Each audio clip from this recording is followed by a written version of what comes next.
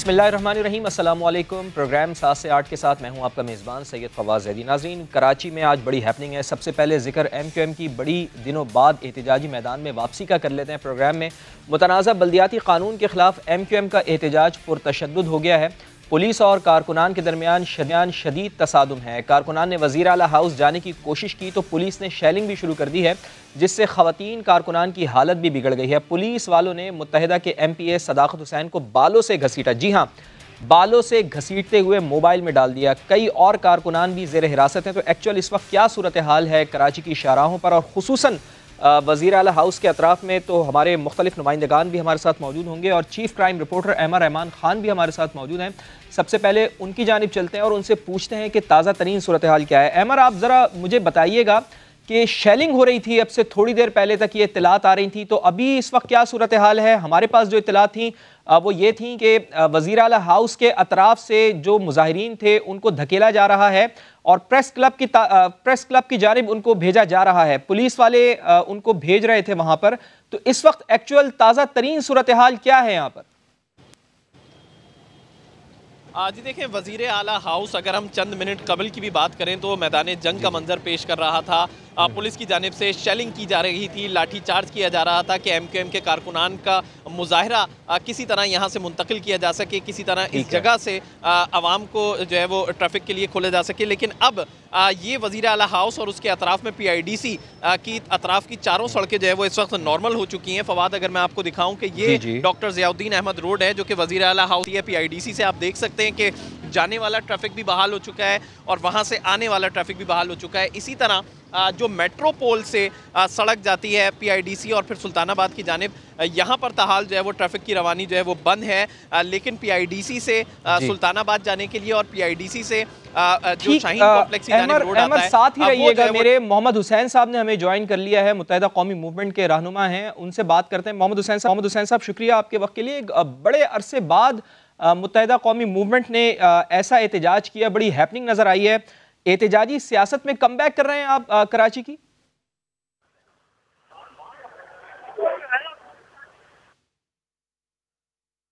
मोहम्मद हुसैन साहब सुन सकते हैं आप भैया? हेलो, गालिबन मोहम्मद हुसैन साहब, आवाज आ रही है आपको मेरी? असल में शोर बहुत है, मैं आपकी बात ही नहीं सुन पा रहा हूँ। हजारों लोग प्रेस क्लब के बाहर जमा हैं और अब प्रेस कॉन्फ्रेंस हो रही है फौरी तौर पर, तो प्रेस कॉन्फ्रेंस के बाद मैं आपसे बात कर लूँ। मुझे आवाज बिल्कुल नहीं आ रही है। ठीक है मोहम्मद हुसैन साहब, हम आपसे रब्ता करेंगे दोबारा। और मोहम्मद हुसैन साहब हमारे साथ मौजूदा कौमी मूवमेंट के रहनुमा और हमें बता रहे थे कि इस वक्त हज़ारों लोग उनके मुताबिक प्रेस क्लब के बाहर मौजूद हैं। आज दिन भर हमने ये देखा कि मुत्तहिदा कौमी मूवमेंट की जानिब से बल्दियाती जो मुतनाज़ा कानून उनके मुताबिक, जमात इस्लामी के भी मुताबिक और अपोजिशन के मुताबिक जो मुतनाज़ा कानून दिया गया है, मुतनाज़ा बिल पास किया गया है, उसके ऊपर एहतजाज किया जा रहा था। और अब सारी पुरतशद्दुद कार्रवाइयों के बाद हम ये देख रहे हैं कि MQM के कारकुनान को धकेला गया है पुलिस की जानिब से प्रेस क्लब की जानिब। और प्रेस क्लब के बाहर मौजूद थे मोहम्मद हुसैन साहब, मुत्तहिदा कौमी मूवमेंट के रहनुमा, हमसे बात कर रहे थे। उन्होंने कहा कि अभी हम प्रेस कॉन्फ्रेंस कर रहे हैं और उसमें अपना मौक़िफ़ बताएंगे। तो अहमद रहमान ख़ान भी हमारे साथ मौजूद हैं। अहमद, आप मुझे बताइएगा कि इस वक्त आप कहाँ पर मौजूद हैं? और जिस तरह अभी हमें मोहम्मद हुसैन साहब ने बताया कि प्रेस क्लब पर अब हम बाकायदा प्रेस कॉन्फ्रेंस करने वाले हैं, अपना मौक़िफ़ वहाँ पर बताएंगे। मुत्तहिदा कौमी मूवमेंट क्या इरादा रखती है? किसी किस्म का कोई धरना देने का इरादा रखती है या फिर अपनी एहतजाजी सियासत को जारी रखेगी, इसी तरीके से रैलियां निकालेगी? ये सिर्फ एक दिन का शो था।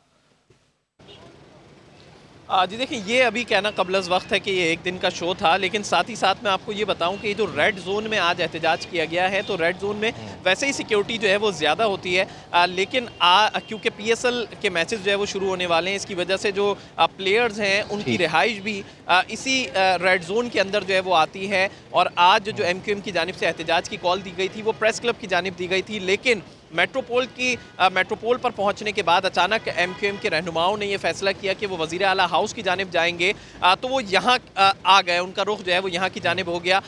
इस वक्त पुलिस की जानिब से SSP साउथ थे पहली दफ़ा जो मुज़ाकरात के लिए पहुँचे MQM के रहनुमाओं से, लेकिन वो नाकाम रहे। फिर DIG साउथ की जानिब से मुज़ाकरात किए गए, वो भी मुज़ाकरात जो है वो कामयाब नहीं हो सके, जिसके बाद पुलिस और रेंजर्स की जानिब से मुजाहिरीन को मुंतशिर करने का सिलसिला शुरू किया गया। पुलिस की जानिब से शेलिंग भी की गई, लाठीचार्ज भी किया गया। हमने ये देखा कि मुजाहिरीन जो है वो भाग रहे थे, खास तौर पर चाहे वो PIDC की तरफ हो या फिर मेट्रोपोल की तरफ। आप बता रहे हैं कि मुजाहिरे थे, उनके ऊपर आंसू गैस के शेल भी फायर किए गए और बदकिस्मती से वहां पर खवातीन भी मौजूद थी, उनके साथ भी बड़ा नारवा सलूक रवा रखा गया। क्या होता रहा आज खवातीन के साथ भी इस रैली में, किस तरह से उनके ऊपर भी आंसू गैस के शेल फायर किए गए, आपको सुनवाते हैं। तो आप ये देख रहे हैं कि कितना नारवा सलूक रवा रखा गया। ये खवातीन हैं, इन खवातीन के साथ और कुछ खवातीन को तो बड़े गैर मुनासिब तरीके से मोबाइल में डाला गया और इसके साथ साथ कुछ खवातीन यहाँ पर बेहोश भी हो गई, चूँकि बहुत ज़्यादा आंसू गैस के शेल फायर किए गए। बच्चे भी यहाँ पर मौजूद थे, उनके साथ भी कोई अच्छा सलूक रवा नहीं रखा गया। इमदाद पताफी साहब पाकिस्तान पीपल्स पार्टी से हमें ज्वाइन कर चुके हैं, उनसे भी बात करते हैं। इमदाद साहब से बात करेंगे। आमिर खान साहब MQM के रहनुमा हमें ज्वाइन कर चुके हैं। आमिर खान साहब, आज जिस तरह से मुतनाज़ा बल्दियाती कानून के खिलाफ मुत्तहिदा कौमी मूवमेंट ने एहतजाज किया है, ये एहतजाज क्या मजीद जारी रहेगा? अब आइंदा का लाहे अमल आपका क्या होगा? धरना देंगे या फिर सिर्फ आज के लिए ये आपने एहतजाज किया था? और जिस तरह से आपके साथ सलूक रवा रखा गया उसके ऊपर क्या कहेंगे? देखिए, जो सिंध हुकूमत ने आज बर्बरियत और फस्तायत का मुजाहरा किया है, जो मुजाहिरीन काले कानून के खिलाफ बैठे थे वो पुरअमन बैठे थे, कोई एक पत्थर भी नहीं किसी ने मारा था। खवातीन के ऊपर बदतरीन डंडों से उनको मारा गया है। हमारी MPA जो है वो गिरफ्तार हैं, गायब हैं। हमारे सदाकत MPA को मार मार के वो MPA है, मेंबर पार्लियामेंट है, उसको घसीटते हुए उसको सर फटा हुआ है, उस पर टॉर्चर कर रहे हैं, उसको ले जाके अभी थाने में बंद कर दिया है। सैकड़ों कारकुनान लापता हैं। हमारे लोगों के ऊपर बदतरीन तशद्दुद किया है। हमने पुरअमन मुजाहरा किया था, हमने एक पत्थर नहीं चलाया। हम मुस्तकिल कह रहे थे, इंगेज किया। मुर्तजा वहाब से हमारी बात हो रही थी, हमने कहा हम बिल्कुल पुरअमन बैठे हुए हैं, आप बात करना चाहते हैं तो आगे बैठ के बात कीजिए। उन्होंने हमें इंगेज किया, लेकिन साथ ही उन्होंने 5 मिनट के अंदर अंदर जो है ना शेलिंग और ये जो लाठीचार्ज किया है, ये नाकाबिले बर्दाश्त है। ये हम रुकेंगे नहीं, ये समझते हैं कि हम रुक जाएंगे। ये इसी तरह के एहतजाज धरने जारी रहेंगे। इनके इस टॉर्चर से, इनके बदतरीन जो इन्होंने रियासती दहशतगर्दी की है, इसका इंशाअल्लाह ताला पूरी अवाम मुत्तहिद होकर जो है ना इनके सामने शीशा पिलाई हुई दीवार बनकर खड़ी होगी। और मुराद अली शाह साहब को इस्तीफा देना चाहिए। किस तरह उन्होंने टंडोला यार में औरतों के ऊपर लाठीचार्ज करवाया, इस तरह यहाँ पर कराची में उन्होंने माजरों की खवातीन को उनको किस तरह घसीट के मार के डंडों से जो है उनका बुरा हाल किया है। हमारे लापता है साथी, उनको गिरफ्तार करके अच्छा, ये बताइए आमिर खान साहब की गिरफ्तारियां भी आपके कारकुनान की अभी हुई हैं और सदाकत साहब को भी गिरफ्तार किया गया था, क्या वो अभी भी गिरफ्तार हैं, उन्हें छोड़ दिया गया है? भैया उनको क्लिफ्टन थाने में ले गए हैं घसीटते हुए। हमारे पास सारी तस्वीर वीडियो है, हम आपको इंशाल्लाह देंगे कि उनको घसीटते हुए लेके जा रहे हैं, रोड के ऊपर घसीटते। नहीं, वो तो हम भी दिखा रहे हैं, कि जो सलूक उनके साथ रवा रखा गया वो तो हम भी दिखा रहे हैं। मुझे ये बताइए कि आपका ऐलान तो प्रेस क्लब की तरफ था ना मार्च करने का, ये अचानक आप वजीर आला हाउस की तरफ कैसे चले गए? भाई हम प्रेस क्लब जाना था, लेकिन भाई सब ये हम एहतजाज करने किससे बात करने जाएं? हमने सोचा कि हम ठीक है जाके CM हाउस के सामने बैठेंगे, उनसे बात करेंगे। तो हमारा बुनियादी जमहूरी हक है कि हम आके आपके दरवाजे पे खड़े हो के अगर हम कोई उसकी तशद्दुद की सियासत कर रहे होते तो चलो ठीक है आप करो। हम तो पुरअमन तरीके से आकर सिर्फ बैठ गए थे और बैठ के मुर्तजा वहाब हमने फोन कर रहे हैं, इंगेज कर रहा है मुर्तजा वहाब साहब ने, और फौरन जो है ना ये सारी कार्रवाई करी गई है। ये इंतहाई रियासत की यानी बदतरीन बर्बरियत का मुजाहरा किया है। वफाक को भी इसके ऊपर नोटिस लेना चाहिए। ये सूबे के ऊपर इस जाली अक्सरियत ने जुल्म और बर्बरियत के पहाड़ तोड़े हुए हैं, इनको इसका जवाब भी देना होगा इनको। ठीक है, आप तो चूंकि विफाक में इत्तेहादी भी हैं और आप विफाक से मुतालबा कर रहे हैं कि विफाक को भी इसके ऊपर नोटिस लेना चाहिए। मुझे ये बताएं कि आपको आज जिस तरह आपने अपने मकसद के लिए कॉज शुरू की है, उस मकसद में कोई कामयाबी आपको नजर आई आज के बाद? देखिए, हमारी तो जो है चलती रहेगी। वफाक को भी हमने कहा है, अभी गवर्नर साहब से भी बात हुई है, गवर्नर साहब इस बात की मजम्मत कर रहे हैं, वो सब सारी चीजों से वाकिफ हैं और उन्होंने भी बड़ा अफसोस का इजहार किया है। हम वफाक से भी कहते हैं कि वो IG उनके कंट्रोल में, IG वफाक के उसमें आता है, उससे पूछें कि ये औरतों के ऊपर किस तरह उसने ये लाठीचार्ज करवाया है, किस तरह उसने शेलिंग करवाई है, किस तरह लोगों के सर फाड़े, औरतों को मार मार के घसीटा है। वफाक को अपना रोल अदा करना चाहिए इसके ऊपर। ठीक है। अच्छा, पीपल्स पार्टी ऑफर कर रही है कि अगर MQM को मसला है तो तरमीम लेकर आए, दलाइल दें, हो सकता है कि हम उनकी बात मान लें, लेकिन असम्बली के फोरम के ऊपर ये बात करें ना। इस तरह एहतजाज से, धरने से कुछ नहीं होगा, हम उनकी बात नहीं मानेंगे। वो ना माने, हमारा एहतजाज का हक है और ये झूठ बोल रहे हैं। उनको पूरी तरामीम और सारी चीजें इनको पूरा इस बिल से पहले इनको बना के कई माह पहले उनको दे दिया गया था। नासिर शाह साहब की तरफ से एक लेटर आया कि बातचीत करने के लिए तैयार है। हमने 4 MPs इनके पास भेजे असेंबली के अंदर इनके ऑफिस में। वो पता लगा कि वो नासिर शाह साहब मुझसे बाहर गए थे।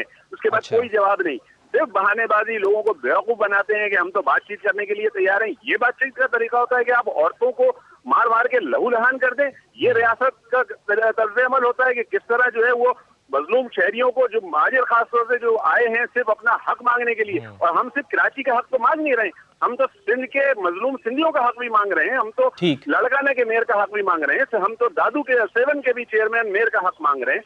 इनकी जुल्म और बर्बरियत की मिसालें खत्म नहीं हो रही हैं और ये 20-30 साल से ये इसी तरह जुल्म कर रहे हैं। ना झुके थे ना झुकेंगे, हम इसी तरह डटे रहेंगे इनके सामने। चलें, आप कह रहे हैं कि हम इसी तरह से डटे रहेंगे। ये बताएं कि अब क्या आप प्रेस क्लब पर बैठेंगे या फिर दोबारा से आपका कोई इरादा है वजीर आला हाउस के तरफ जाने का, मार्च करने का? क्लब पे हम हैं, यहाँ पर इंशाल्लाह थोड़ी देर में मीडिया टॉक करेंगे और आगे का लाएं अमल भी फिर इंशाल्लाह बताएंगे। अच्छा आमिर खान साहब, फाइनली आखिरी सवाल मुझे बता दें, सईद गनी साहब की बात के ऊपर, कमेंट के ऊपर आप भी अपना कमेंट दे दें। वो कह रहे हैं कि MQM नहीं चाहती कि सिंध में बल्दियाती इंतखाबात हो, इसी वजह से वो ये शोर शराबा कर रहे हैं। चूंकि अगर बल्दियाती इंतखाबात हो गए अगले 2-4 महीनों में तो फिर आपका हाल भी पाकिस्तान तहरीक इंसाफ जैसा हो जाएगा। देखिए, सईद गनी साहब को तो रोज का काम है, रोज बैठ के वो लतीफे सुनाना उनका काम है। वो इसी तरह उनको रखा इसी ड्यूटी के ऊपर है और वो जिस तनख्वाह पे काम कर रहे हैं उनको जाहिर है अपनी जो है वो तनख्वाह पूरी करनी है, उसका हिसाब पूरा करना है। उनको तो रोज यही जवाब करना है। भाई, बल्दियाती इंतखाबात हमने कभी उनको मना किया है?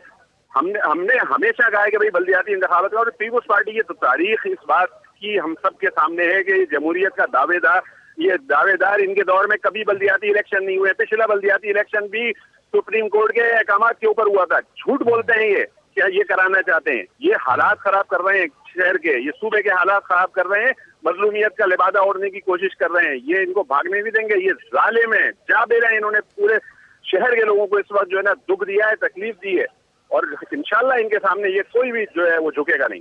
अच्छा आमिर खान साहब, ये बताएं कि आप हों या जमात इस्लामी हो या फिर PSP हो, सभी बल्दियाती कानून के खिलाफ अलग अलग एहतजाज कर रहे हैं, लेकिन अगर मुद्दा एक है तो आप लोगों की हिकमत अमली एक क्यों नहीं है सर, ताकि ज्यादा प्रेशर पड़े? देखिए, हम सबसे राब्ता करते हैं, सबको दावत देते हैं, जो आना चाहे हम, हमारे दरवाजे खुले हुए, हमने किसी को मना नहीं किया और मिलकर जद्दोजहद करना है उसके लिए भी तैयार हैं।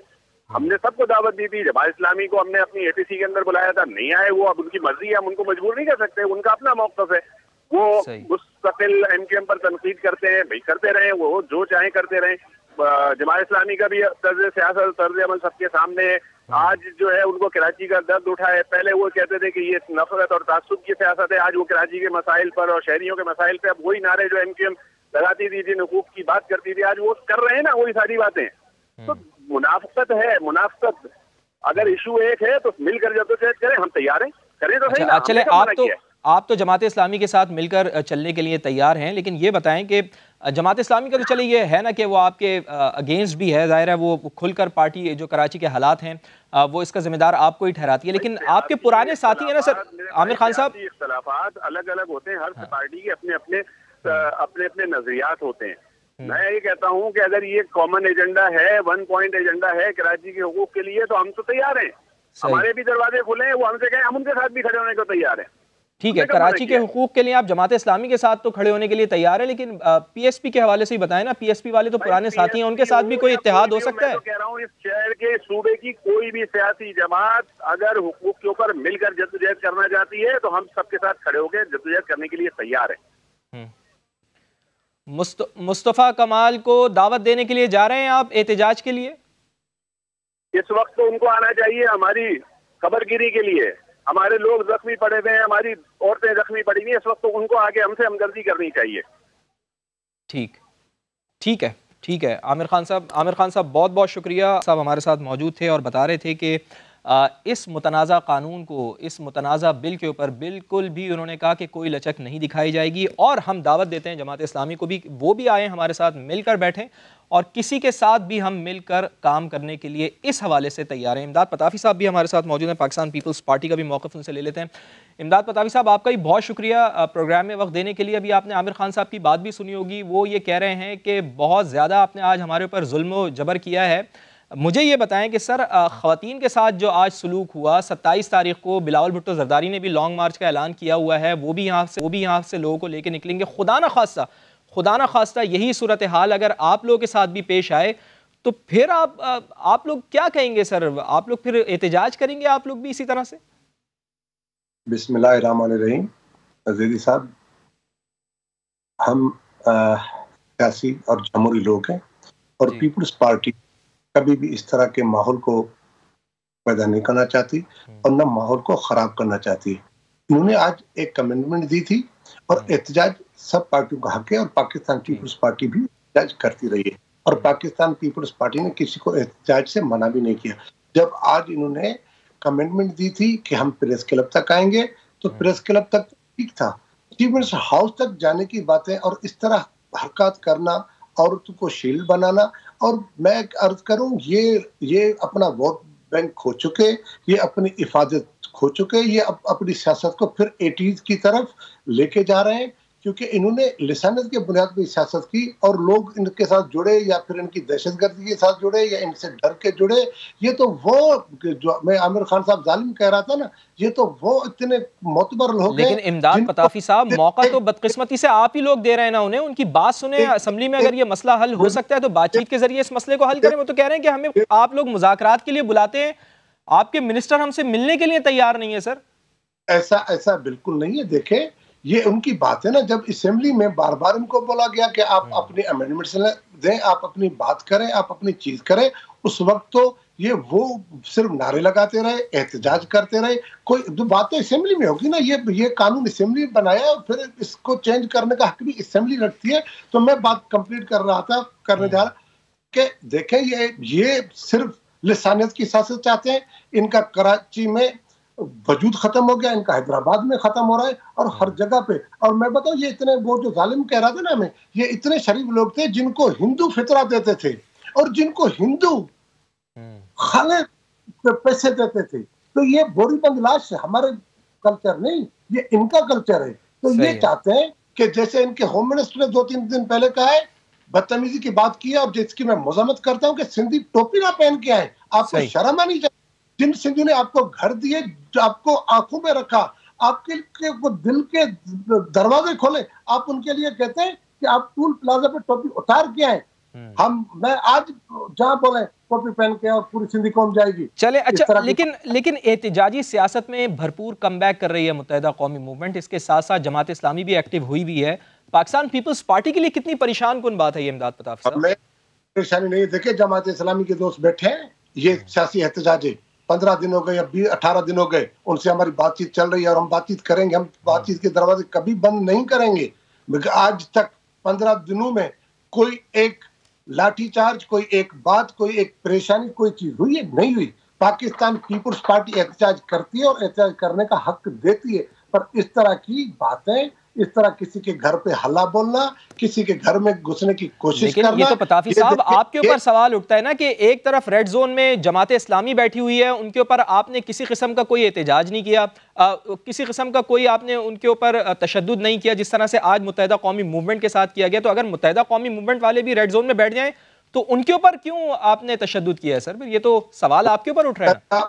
हाँ, ये बैठे, हम इनको दावत देते हैं एहतजाज करें, प्रेस क्लब पड़ा है उस पर बैठ जाए, कोई इशू नहीं है ना। आप वजीर आला हाउस जिसे हम कहते हैं, किसी का घर है और किसी के घर पे जाके इस तरह की, और वहां पे PSL की आजकल टीमें ठहरी हुई हैं और वो बड़ा लेकिन जमात इस्लामी वाले भी तो सिंध असेंबली के बाहर बैठे हुए हैं ना सर। एक कैंप आप MKM के दोस्त हम कैंप लगा के देते, वहां बैठ जाए। ये प्रेस क्लब में बैठे, हम इनको खाना चीजें प्रोवाइड कर देंगे, वहां पे एहतजाज करें ना। वहां पे होटलों में PSL की टीम। अच्छा, इमदाद पताफी साहब ये बताएं कि तो जहां विफाक आपको कैंप लगाकर देगी, जहां पर आप इस्लामाबाद में मार्च करने के लिए जा रहे हैं, तो फिर आप ये एश्योरेंस दे कि आप भी वहां पर फिर कैंप में ही बैठेंगे? जहां विफाक आपको कैंप लगा के देगी। हाँ हाँ, हम कह रहे हैं हम इस्लामाबाद जाएंगे, हम पार्लियामेंट हाउस के सामने, अभी भी सिंध असेंबली के सामने जमात इस्लाम के दोस्त बैठे हैं, तो हम नहीं कह रहे कि हम वजीर आजम हाउस में घुसेंगे या हम वजीर आजम हाउस में जाएंगे। नो, हमने कहा है कि हम डी चौक में, जहां इमरान खान साहब 6 महीने खड़ा हुआ था और सिर्फ खाली कुर्सियों को खिताब किया करता था, तो हम वहां की बात करें। हमने नहीं कहा कि हम वजीर हाउस जाएंगे। पार्लियामेंट के सामने हक है कि आप जाके एहतजाज करें, प्रेस क्लब के सामने आपका हक है, आप जाके एहतजाज करें, और किसी के घर के सामने कहीं जाके इस तरह, हाँ वो चलो हमें अंडरटेकिंग दे दे कि हम सीएम हाउस में आते हैं और उस तरफ बैठते हैं। लेकिन इमदाद पताफी साहब, मैनेजमेंट भी आज बड़ी आपकी कमजोर नजर आई। पहले पुलिस ने इनको आगे आने दिया, फिर इनके ऊपर लाठीचार्ज कर दिया अचानक से, तो पहले ही इनको रोक लेते वहां पर जाने से। नहीं, वहां पे रोकने की कोशिश की गई, मगर इनको देखें, इस वक्त इनकी जिंदगी मौत का मसला है और इनको पता है कि ये लोकल बॉडी नहीं जीत रहे। इन्होंने 2013 में अपनी सीटें लॉस की, जिसमें पूरी एमक्यूएम को 9-0 में बिठा के अल्ताफ हुसैन ने छित्रौल करवाई। उसके बाद 2018 में इनका क्या हाल हुआ वो आप सबने देखा। इस वक्त सिर्फ 12 या 13 मेंबर है टोटल सिंध असेंबली में।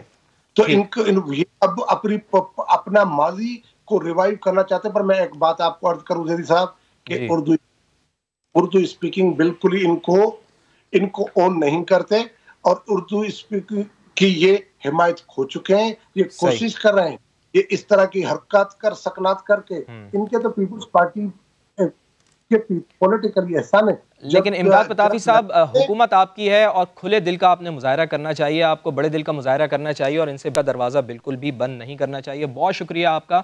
इमदाद पताफी साहब हमारे साथ मौजूद थे, पाकिस्तान पीपल्स पार्टी का मौक़िफ़ हमें दे रहे थे। और अभी आपको ये बताता हूँ कि वज़ीर दाखिला ने एक बार फिर खुलकर बता दिया है कि इमरान खान और इस्टेब्लिशमेंट एक ही पेज पर हैं, किसी किस्म का उनके दरमियान कोई तफरीक नहीं है, किसी किस्म का कोई फ़र्क नहीं है। तो वज़ीर दाखिला ने क्या कहा है इमरान खान और इस्टेब्लिशमेंट के ताल्लुकात के हवाले से ज़रा सुनिए। तो इस हैपनिंग के ऊपर बात करते हैं। सीनियर तजियाकार आमिर ज़िया साहब हमें ज्वाइन कर चुके हैं। आमिर ज़िया साहब, बहुत शुक्रिया आपके वक्त के लिए। ये बताइएगा कि अपोजिशन एक बार फिर अदम एतमाद से पीछे हट गई है।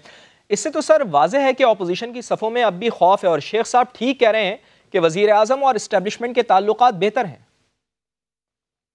जी फवाद, दो बातें हमें समझनी चाहिए। पहली तो ये कि ये वाहिद मेरे ख्याल में मुल्क है कि जहां पर हमेशा इस बात पे चहमे गोइयां होती हैं और क़यासराई होती है कि रियासत और हुकूमत एक दूसरे के खिलाफ सफारा हैं।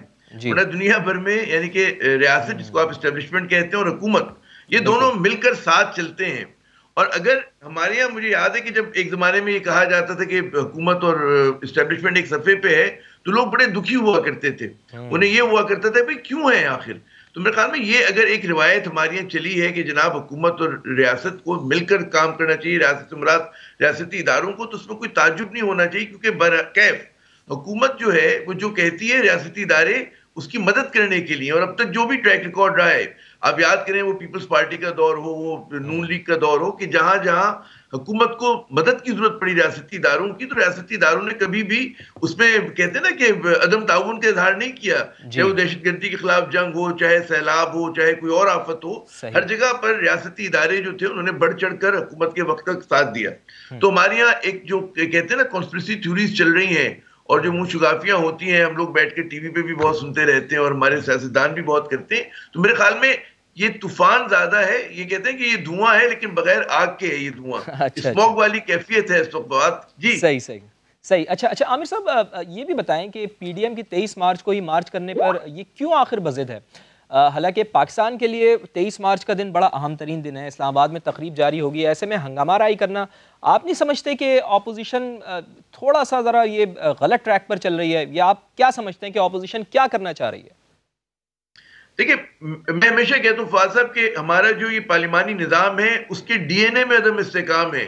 उसने हमें सियासी जमातों के नाम पर मुल्क को कबीलों में तकसीम किया हुआ है, और जब एक कबीला ये फैसला करता है कि जी फला कबीले की हुकूमत आ गई तो मैं उसको हिलाना है, गिराना है, उसको कभी चैन से बैठने नहीं देना।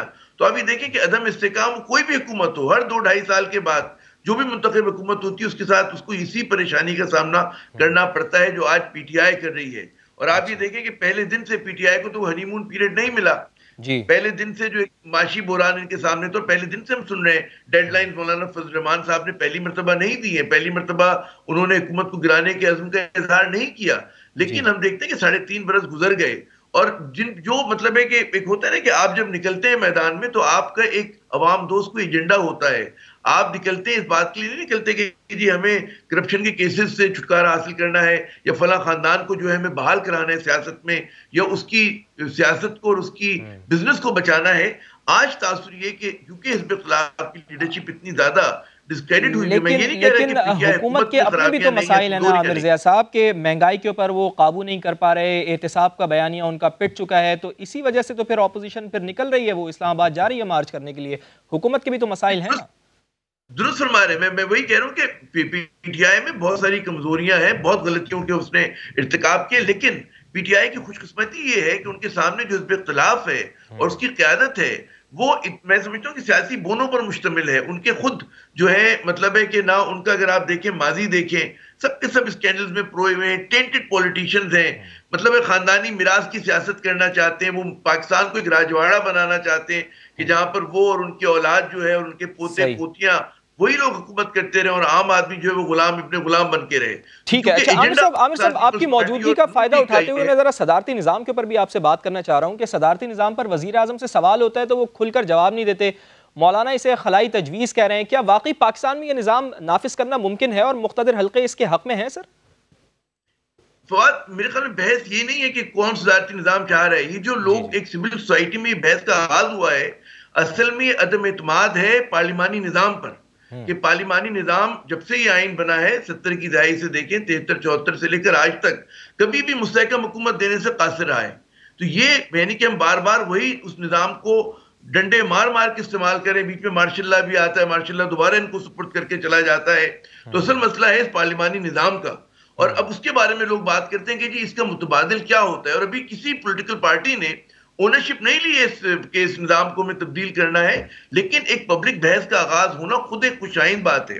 और अगर इमरान खान साहब खामोश रहे इस बात पर तो बाद लोग कहते भी जवाब देना चाहिए, तो हिमायत करते या उसकी मुखालफत करते। मैं ये कहता हूँ कि सियासत में इबाहम रखना भी एक सियासी एक कहते हैं ना एक हिकमत अमली का हिस्सा होता है, तो हर चीज में आप लंगर लंगोट कस के पोजीशन नहीं ले लेते। तो इमरान खान साहब ने अगर मुखालफत नहीं की और हिमायत नहीं की तो ठीक है, इसका मतलब है कि बहस होनी चाहिए, क्योंकि ये निजाम जो आप देखिए कराची में जो कुछ हो रहा है ये नतीजा है ना कि सेटल नहीं कर पा रहे डिस्प्यूट्स को। दुनिया भर में जिन इश्यूज पे मतलब है कब का फैसला हो चुका है, थर्ड टियर ऑफ डेमोक्रेसी को सपोर्ट करना है, उसको मजबूत करना है, हमारी उस तक को मजबूत करने के लिए ये जो रिवायती सियासी जमातें तैयार नहीं है, क्योंकि वो चाहते हैं कि इस मुल्क को जिस तरह से चलाया जाए उनके अपने कहते हैं ना दस्ते नगर रखे अपने अंगूठे के नीचे। ठीक है आमिर साहब आखिर में बिल्कुल आपसे एहतिसाब के ऊपर भी बात करना चाहूँगा कि एहतिसाब के हवाले से आपने देखा कि शहजाद अकबर साहब चले गए, एक धेला करप्शन साबित नहीं कर सके, जिस तरह शहबाज शरीफ साहब कहते हैं कि अगर एक धेले की भी करप्शन साबित हो जाए तो मैं इस्तीफ़ा दे दूंगा, सियासत छोड़ दूंगा, इस तरह की वो बात करते हैं। अब शहजाद अकबर तो चले गए, साबिक डीजी नायब ब्रिगेडियर रिटायर्ड मुसद्दिक अब्बासी को मुआविन खुसूसी बराए एहतिसाब व दाखिला तकर्रुर किया गया है। आप क्या समझते हैं कि आप इस तब्दीली से हुकूमत अपोजिशन पर बने केसेज में वसूलियाँ करने में अब कामयाब हो पाएगी? कुछ अब्बासी साहब कारकर्दगी दिखा पाएंगे अपनी? फवाद, मसला एक फर्द का नहीं है, यहाँ पर किसी भी आकिल बड़े से बड़े आदमी को लाके बिठा दे। बात ये कि हमारा जो निजाम अदल है और हमारा प्रोसिक्यूशन और इन्वेस्टिगेशन का निजाम इतना कमजोर, इतना करप्ट और इतना कम वो है कि उसके अंदर आप जो कहते हैं कातिल को सजा नहीं दिलवा सकते। नूर मखदूम का मतलब है जो कातिल है उसकी इंडाइटमेंट में 3 महीने लगे, उसको सजा अब तक तो हो जानी चाहिए थी। मैं कह रहा हूँ कातिलों को आप सजा नहीं दिलवा पाते, आप 100 लोगों को जिन्होंने कत्ल किया, तो फिर व्हाइट कॉलर क्राइम को साबित करना एक बहुत आगे की चीज है।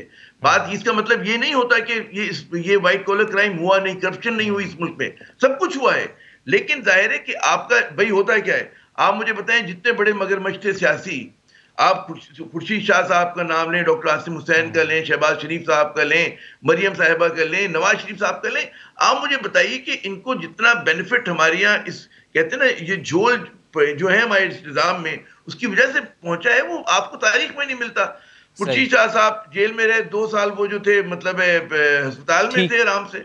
और यही हाल डॉक्टर आसिम हुसैन का 460 यानी आमिर ज़िया साहब, ये कहा जा सकता है कि निज़ाम की खराबियों को दूर किया जा सकता, उस वक्त तक एहतसाब का बयानिया जो है वो कामयाब नहीं हो सकता। मुझे एक ब्रेक लेनी है आमिर ज़िया साहब, बहुत शुक्रिया आपका। और ब्रेक के बाद नाज़रीन हम नूर मुक़द्दम कत्ल केस के हवाले से तफसीली गुफ्तगू करेंगे, हमारे साथ रहिए।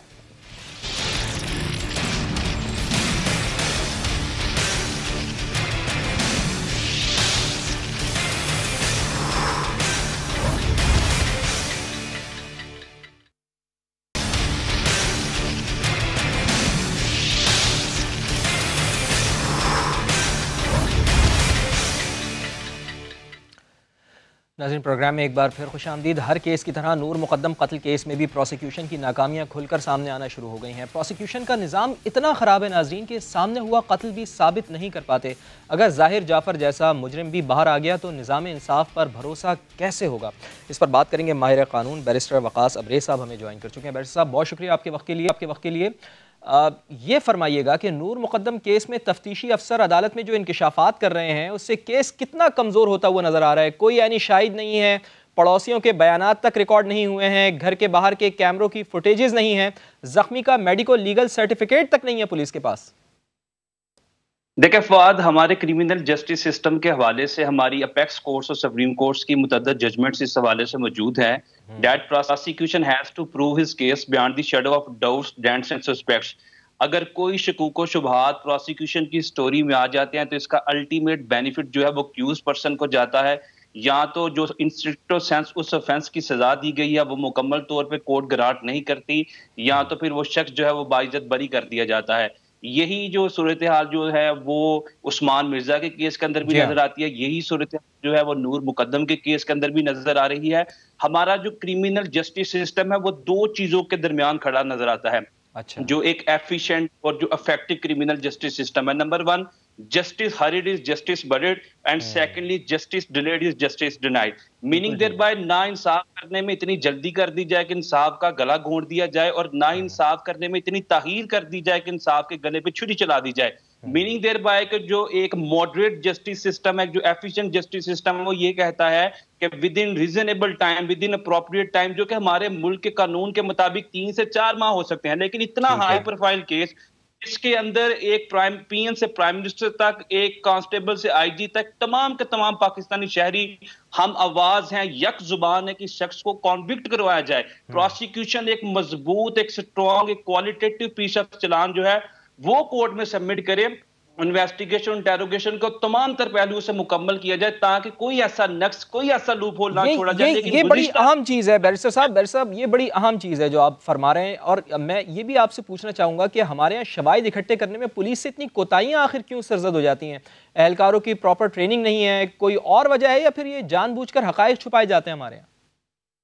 देखें, हमारे यहाँ पे जो डिलेइंग टैक्टिक्स इस्तेमाल किए जाते हैं इससे मुल्जिमान को अल्टीमेट बेनिफिट दे दिया जाता है। यही सूरत हाल उस्मान मिर्जा के केस में है, जिसमें जो विक्टिम्स हैं उनको हरासा किया गया या उनको डराया गया या टेम्पटेशन दी गई। और यही सूरत हाल इस केस के अंदर भी जो आप लेटर ऑन देख सकते हैं कि इनके वालिदैन जो कि इस केस को एक्टिवली और विजिलेंटली परस्यू कर रहे हैं, कल कला उनको भी डराया जा सकता है, धमकाया जा सकता है, राजीनामे के लिए या दियत के लिए कोर्ट के अंदर कोई स्टेटमेंट करवाई जा सकती है। तो मैं ये समझता हूं, एक तो जो आपने जिस तरफ इशारा किया, जो हमारी प्रोसिक्यूशन है वो जो modern way of collecting of आप जिस तरह कह रहे हैं उस्मान मिर्जा वाले केस में भी इस तरह की चीजें सामने आ रही हैं बैरिस्टर साहब।